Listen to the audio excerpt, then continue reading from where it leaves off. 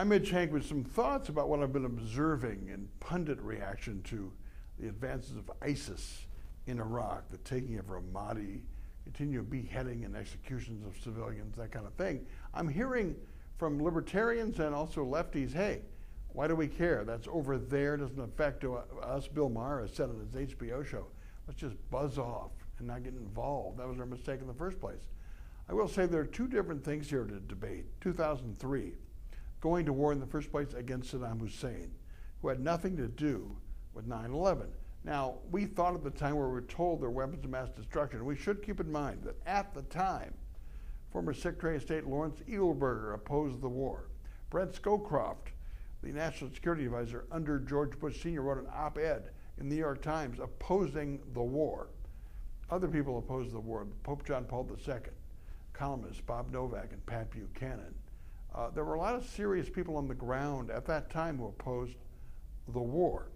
But to say that 2011, pulling all the troops out, is because of 2003 is wrong. In 2011, they had developed some stability and security on the ground through the peacekeeping force after the surge. Keep in mind that Bob Gates, who took over for Rumsfeld, did the Sunni awakening and spearheaded that, and they actually had achieved a bit of stability on the ground.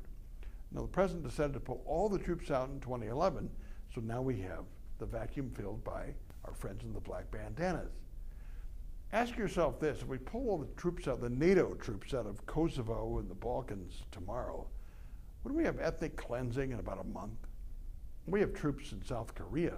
Granted, they're not being beheaded or blown up, but that's, what, 65 years later? Troops in Germany.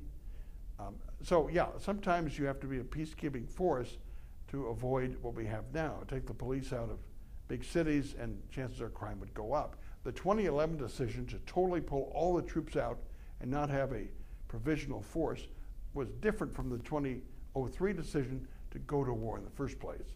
You could say they're both mistakes and they're both autonomous decisions. Let's at least have some consistency on that and not just forget one and jump on the other. My 2 cents, my 2 minutes are brought to you by Capital Consultants and Edge Construction. Mike Tuig and his staff can redo your bathroom, your kitchen, your basement, make your home feel just like home. You can talk back at me on the radio tomorrow on 92.1 FM at 8 o'clock. We'll talk to you then.